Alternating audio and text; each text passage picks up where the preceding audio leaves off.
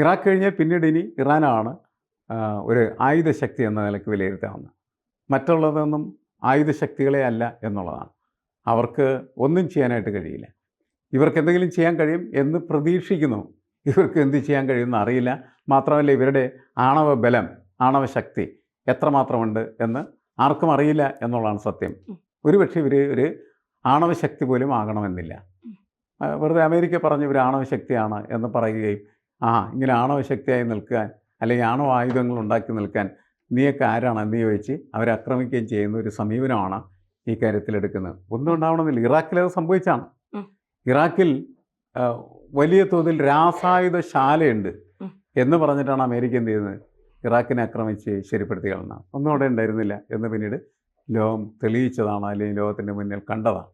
അത് തന്നെ വരാം ശത്രുവിന്. ഇപ്പോൾ നമ്മൾ ബസ്സിൽ നിന്നൊക്കെ ഒരാൾ പോകുമ്പോൾ ചിലപ്പോൾ അവരും തമ്മിലുള്ള സംഘടന തലമായിട്ട് ഓടിപ്പോകുന്നതായിരിക്കും. ഉടനെ നമ്മൾ എന്ത് ചെയ്യുന്നു, അവനെ പിടിക്കാൻ വേണ്ടിയിട്ട് അടുത്തൊക്കെ നിൽക്കുന്ന ആളുകൾ വെച്ചാൽ ദേ കള്ളൻ പിടിയിടാ അവനെ എന്ന് പറയും.